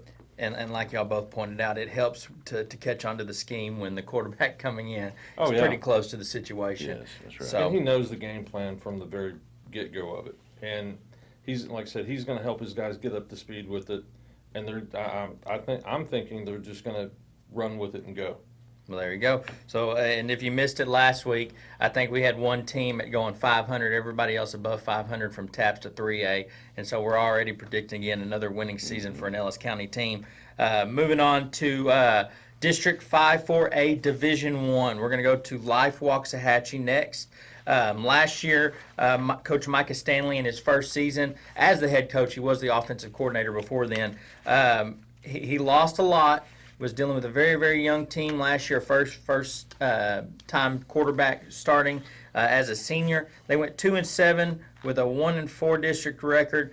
They are returning 15 lettermen with 5 starters on offense coming back, but only 3 on defense. Running down their schedule just real quick, they'll play Godly, Athena, Brownsboro, Liberty Ilo, Waco La Vega, Alvarado, Midlothian Heritage, Stephenville, and Brownwood. Van, I'll come to you first. I know they're a young team, and I think there will be improvements in Coach Stanley's second year. But my goodness, Waco La Vega, Alvarado is good. Yeah. Heritage is always good. Stephenville, Brownwood. Yeah. It's going to be tough. They've got a heavy schedule. And I watched several of their games last year. I had a really good friend of mine that was calling their games. And they were impressive, but you could tell they weren't all together. They weren't all on the same page. This year, it's going to be, my opinion, it's going to be a different season. The kids are up to speed, I think, because they looked great last year. Everyone's if they're all on the same page, again, it's a tough schedule, but I think these boys can handle it. And honestly, I could see 6-4 with these guys if everyone is on the same page. Well, Coach Crumpton, what do you think about the Mustangs? I will say, I know Coach Stanley is kind of transitioning. Before him, they were very, very run heavy, and they were good at it. And they're implementing more of a passing attack. But how do you think the Mustangs are going to stand? Well, that's one thing that stood out to me was the schedule. That's pretty tough, pretty brutal schedule to have to take on. And a lot of being a young team, it looks like again. It could pose, a struggle. But, I mean, kids are better, and they're really resilient. And coming off last year and, learning and then transitioning into something different, it helps to have a year under your belt. So, I mean, we'll see how they put it together. And so we'll get to predictions. I know you said 6-4. I'll go on mine. I have them at 5-5, and I know 500's not pretty. It's not fancy, but I think from where you were last year, that is improvement. And I think that they will again continue to see that growth. But you still could be looking at, and then maybe they get lucky and sneak in if they get some big wins. But maybe you're looking at a playoff appearance next year. But this could be a very, very good growth year, especially with a first-year quarterback. I'm going 5-5. Tater has them at 6-4. Yeah, I sitting there thinking, I think 5-5, somewhere in there. I'm looking at their schedule here. They got Brownwood at home. Heritage at home. They have Alvarado at home in district, and so that helps, especially with young kids as well. Huge. So that's what I'm going with. And the big bugaboo for me though, they got La Vega on the road. That's going to be a tough one. And that's going to be a tough one. We're going to stick in the same District 5 4A Division 1.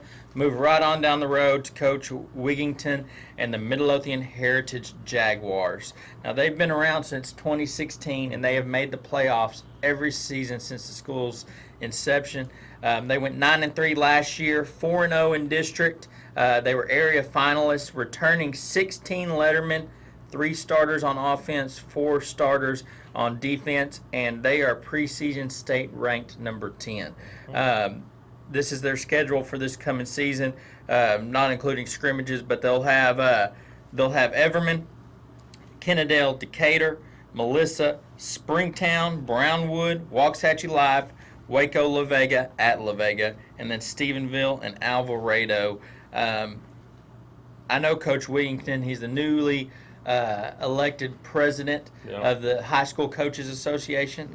We talked to him about that. He always has a stout program, and you see that they have 3 returners on offense coming back. That's not a quarterback.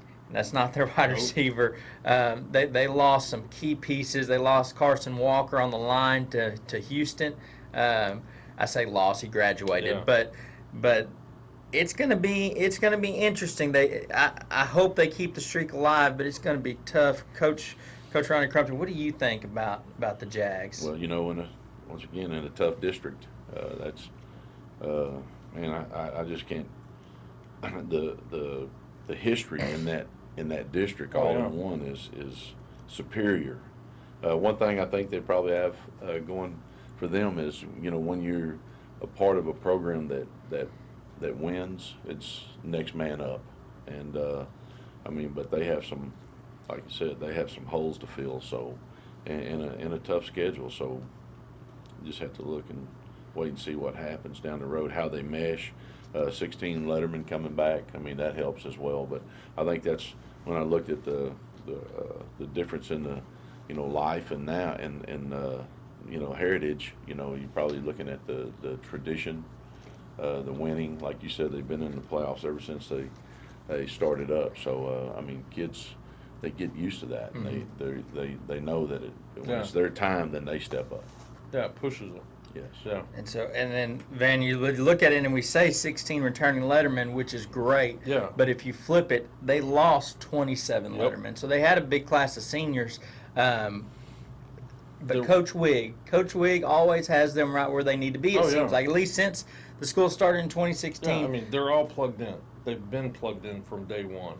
But with this schedule, my goodness, they've got some tough games. Do I think they can handle it all day long? From last year, they were incredible.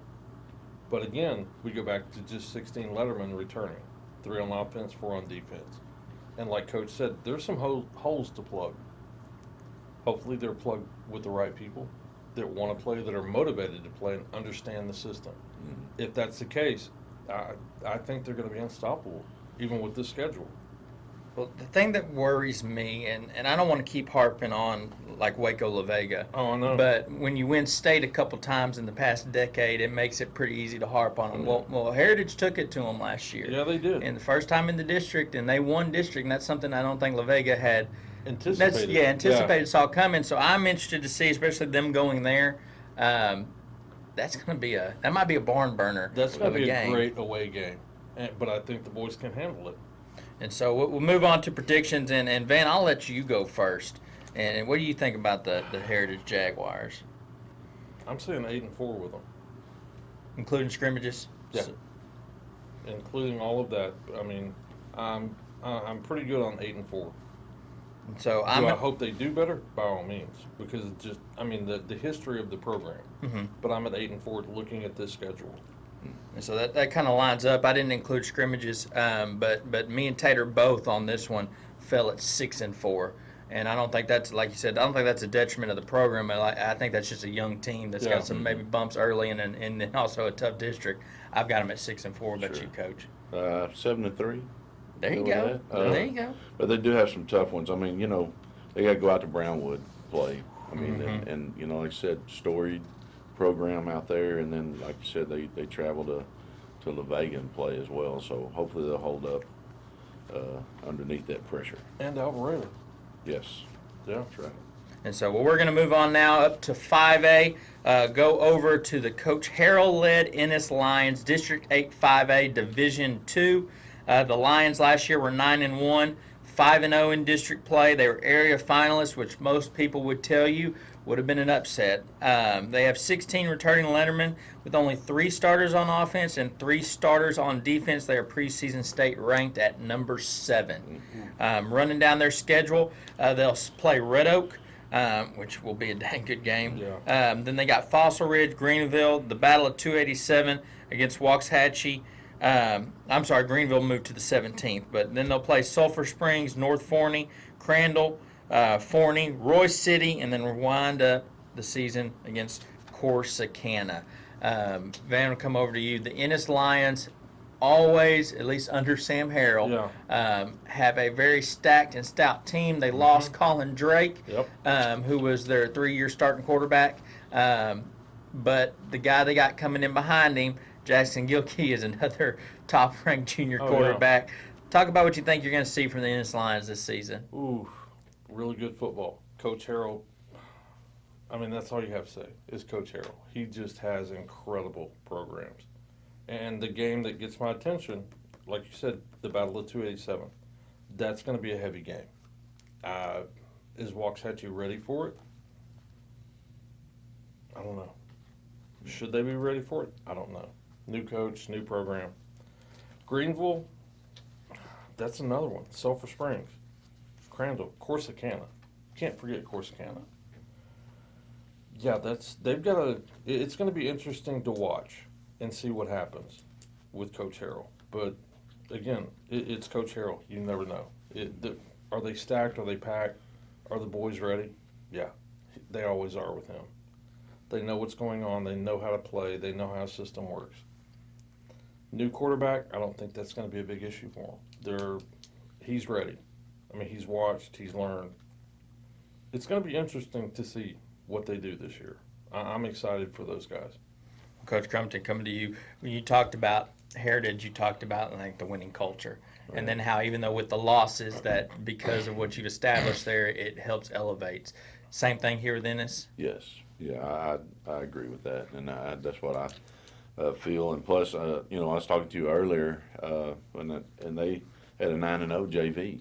I mean, all those years that I coached, I found it a lot easier the following year when you had an opportunity to play kids, and they had success. Well, obviously, they had success. If you add that with their varsity record last year, they were 18-1. Yeah.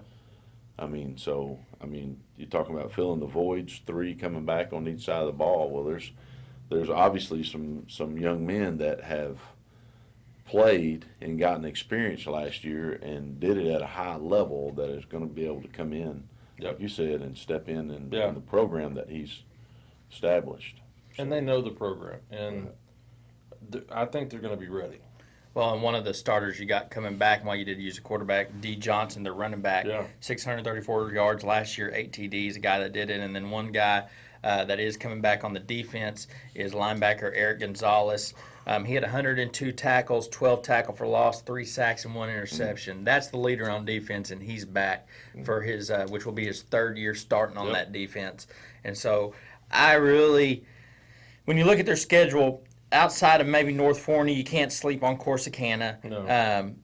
Their district is not that tough, and that's not a knock against them. I think you put them in a tough district and they perform. But if we're going prediction-wise, I've got them going 8-2, only being because of so many new guys. Maybe early in the year, like a non-district game against Waxahachie, which is a huge game, which we don't know. But maybe an early game gets them. But Tater's got them going 9-1. Coach Crumpton, I'll turn it over to you. I was looking at 9-1, somewhere in that area.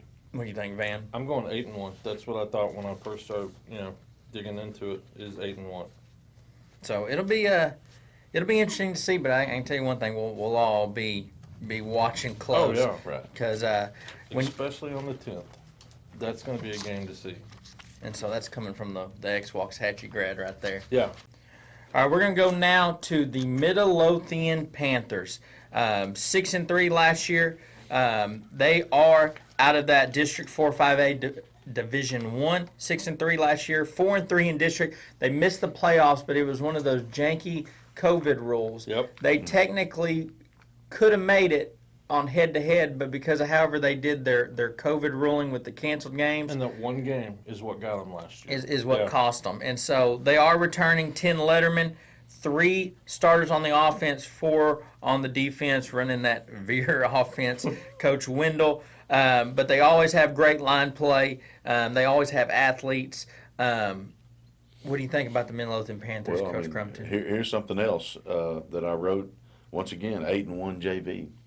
Yeah. I mean, so though you might have missed out, you are right there on the cusp of having the young men to step in and that have experience. Mm-hmm. Yep. Because they did get to play last year and got a full JV schedule in, and were successful. Mm-hmm. I mean, so with all that, if they can put that together, like we said, young team.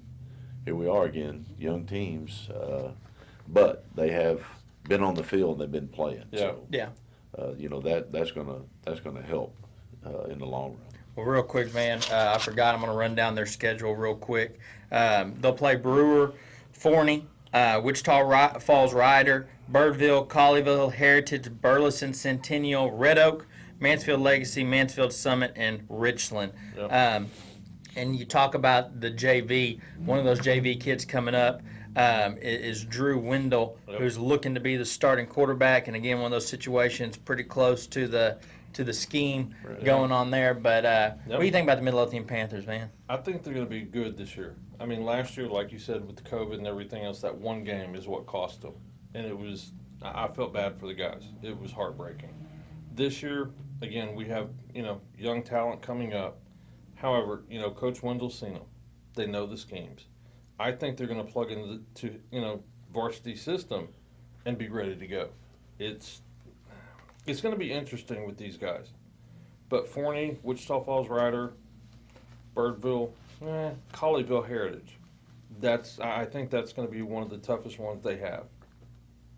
And so that's one of those districts where, I mean, you look at Red Oak, where they've come, and we'll get to them in a second, but that's going to be tough. Yeah. Colleyville Heritage is always tough, but those Mansfield schools, even Burleson Centennial sometimes, I mean, you just look at it, and it's one of those that you're going to have to fight week in and week out to try to make the playoffs.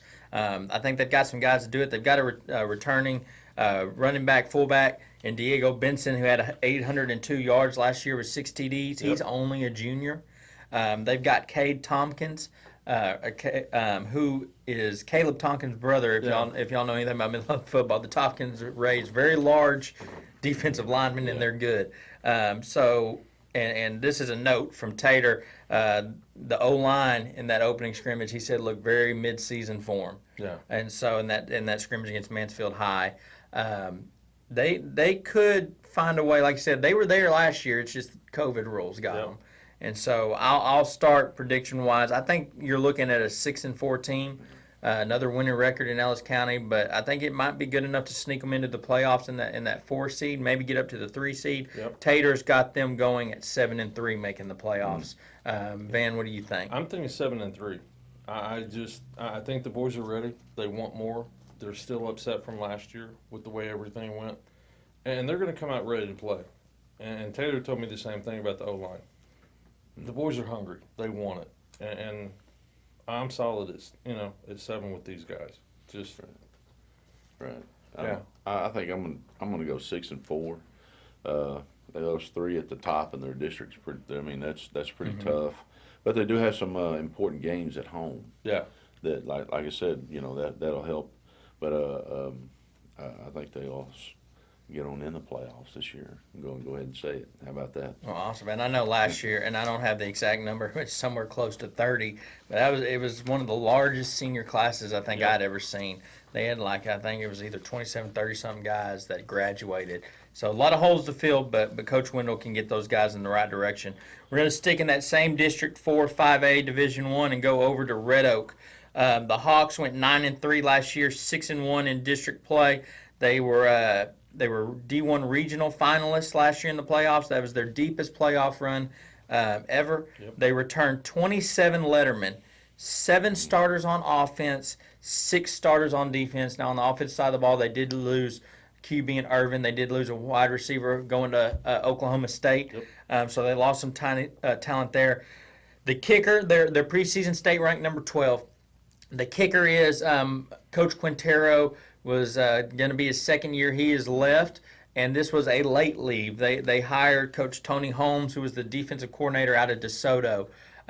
They brought him on. This will be his first season, and that was done with less than a month before practice was going to get kicked off. And so running down their schedule, they just scrimmage Waxahachie, but they will play Ennis, Garland, Sackett, Newman, Goretta, Mansfield Legacy, Richland, Colleyville Heritage, Midlothian, Mansfield Summit, Birdville, and then Burleson Centennial. Coach Crumpton, I'll turn it over to you. What do you think about the Tony Holmes led Red Oak Hawks? Well, I mean, that's pretty late in the year, to have that happen. So a lot's going to depend on how that all, goes, and they can put that together. It does help to have, like you said, the 27 lettermen and the returners coming back. My little note here was the wide receivers are pretty good that they have. But you got that little. It's all how they respond and can put it together in a short period of time. Because most people in that situation have the spring and then the summer and all that to get all that together. So, but being it looks like an older group, a more seasoned group of kids. I mean, it'd be interesting to see how they put that together. And so I think what helps is they've got a QB, and I think they got a little battle going on right now. But they do have a guy in Chris Parson who moved from DeSoto 2 years ago to Red Oak. Yep. Set beside Joshua Irvin, did get reps last year in game. He's only a junior. LaKelsey Johnson, the tight end, who's a Baylor commit, plays more like a wide receiver with a big body, 6'3", 230. He had 30 receptions for 420 yards and 4 TDs last year. Tristan Edwards, part of that wide receiver core, coach, you're talking about, 34 receptions last year for 495 yards, 4 TDs. They've got a running back in Iverson Young who had 1,151 yards and 12 TDs. He's only a junior. And they've got some defensive guys. Brock Lewis on the line, 40 tackles, 10 for loss, 6 sacks last year. He's a junior. And then one of their defensive backs, Elijah Shaw, who's kind of going to lead those corners, had 20 tackles and 3 interceptions last year. Yeah. So, again, some key spots not having guys, but the guys they got coming back can play. Oh, yeah. Van, what do you think about the Red Oak Hawks? They're going to be tough. I mean, even with the new coach, I feel that they're going to be really, really tough. The kids want to play. They saw what they did last year. They want to do it again, especially the seniors. The schedule, Ennis is going to be fun to watch.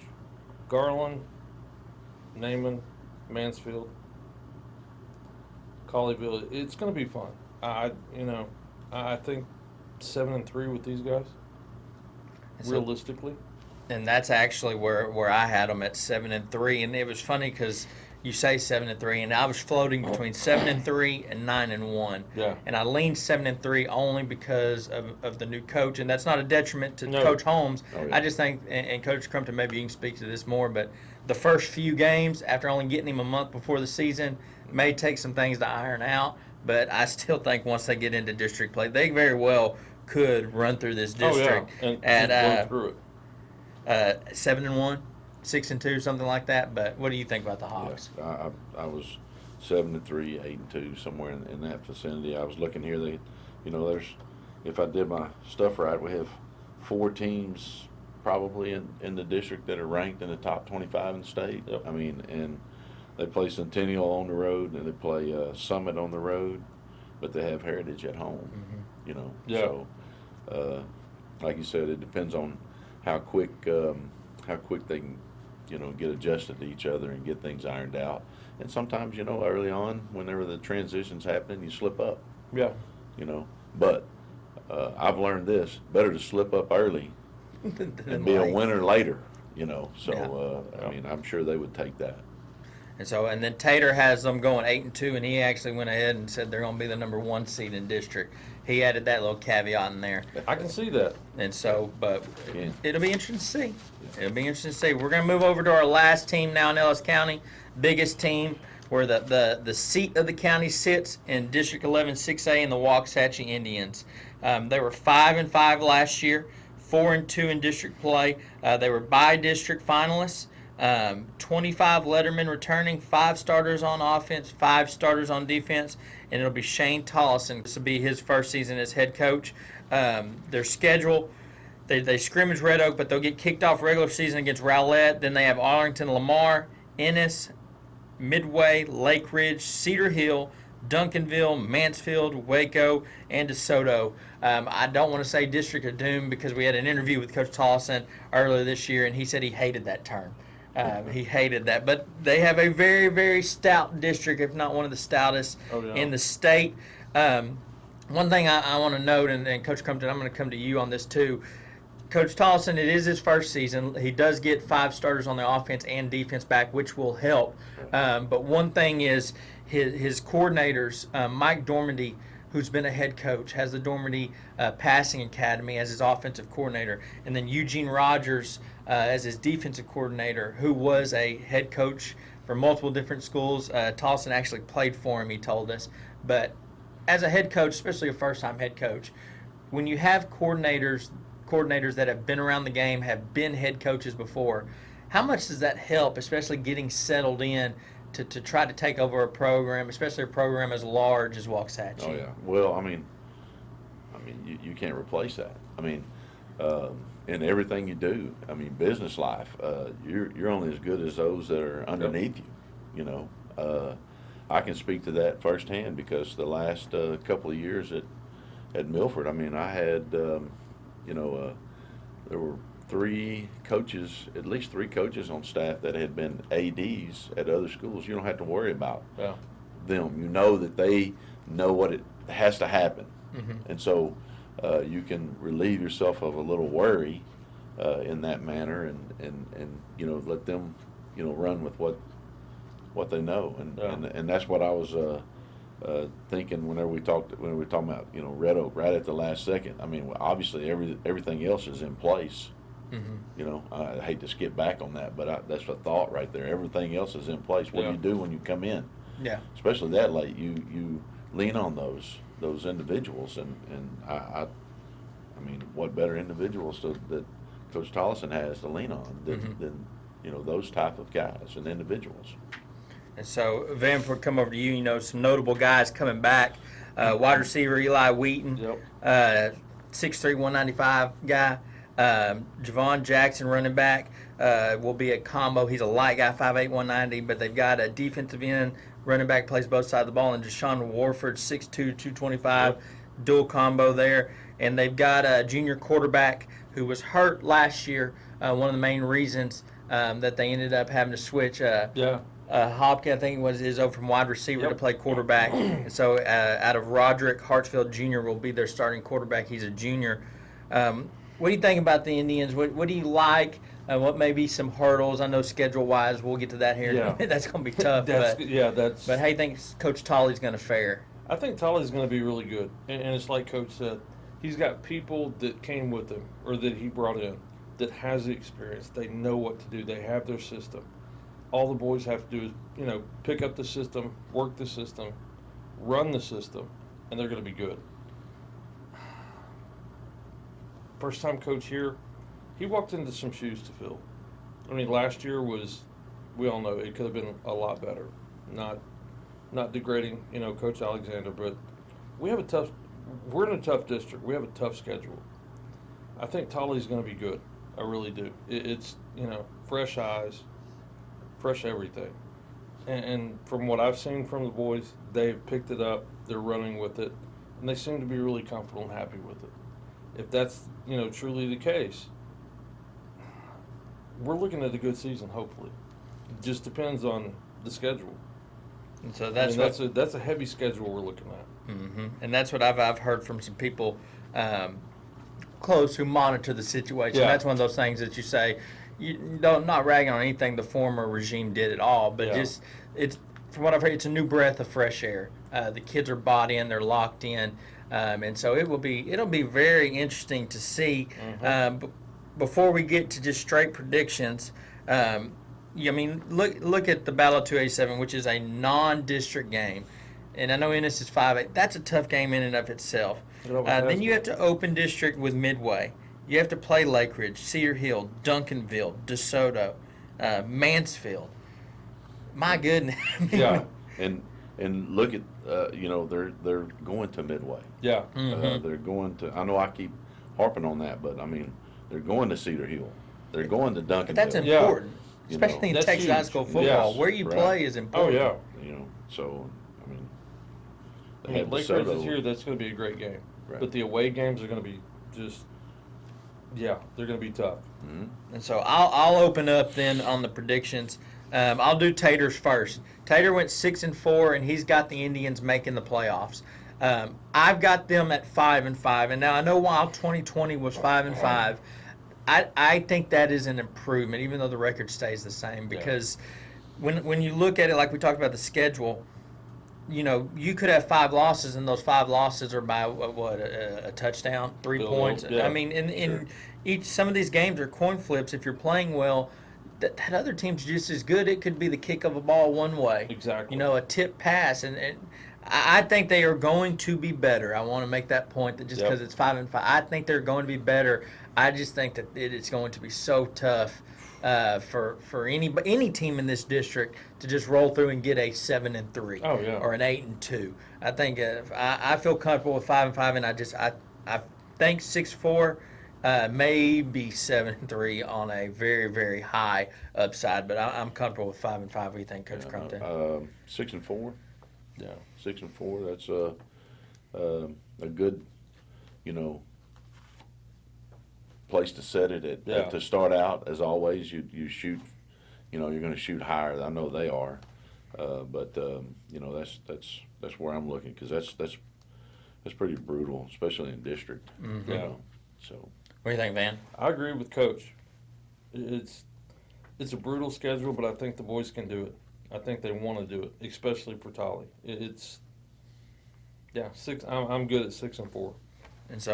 And that might be one of the ones interesting to see. We've got several first-year coaches, Coach Greek over in Ferris, Holmes and Red Oak. We've got, and you have to apologize, down in Milford. Wells. Coach Wells down in Milford. Name escaped me for a second there. So there's going to be some interesting things going around the county, but it'll be fun to watch and see. And again, we go through this. We had a couple 5-5 teams, but overall, if it's through our eyes, Ellis County is looking at a lot of teams with winning records, from TAPS all the way to 6A. And so I think we've got some good football happening here, but it will be very, very fun to watch. I don't want to put y'all out on a limb at all, but if you had to go from TAPS all the way to 6A and pick one team that you would want to monitor and think that this is the team to stick close to, who do you think it is in your eyes? Well, I mean, it'd be interesting to see what Red Oak does. You know, especially with the last second, movement and your combination. I mean, and obviously coming from DeSoto, I mean, it's part of a storied program there. So that's going to be pretty interesting. What about you, Van? I'm thinking Ennis and Red Oak. Just Coach Harrell, and then like Coach said with Red Oak, it's going to be interesting to watch those guys in Red Oak. To me, it's kind of a coin toss. I want to stay close to both of them, and also monitor Waxahachie just to see what we can do. And so, I'm going to go off. I know we talked about them last week. I'm going to go off the cusp here, and I'm going to go Italy. I know, Van, you weren't here for that, but if we're looking at a team that with all the starters coming back, starting quarterback, starting running back, give a little small town shout out. Italy might be one of those teams fun to watch. And so, well, gentlemen, I appreciate you taking time to sit down with us. It's been fun. If you enjoyed it, hopefully we can do it again, make this a little tradition. But from DownHome Sports, this has been our TAPS through 6A predictions for football. Regular season games start this Friday. Y'all get buckled up, get ready, get locked in. Van, Coach Crumpton, thank y'all again so much for me and Tater. We really do appreciate it. But get ready to go. It's football season. It's fall. Cold weather's hopefully coming. Exactly. Who knows? It may be December before we get that. Right. But thanks again, and stay tuned. We'll talk to y'all later.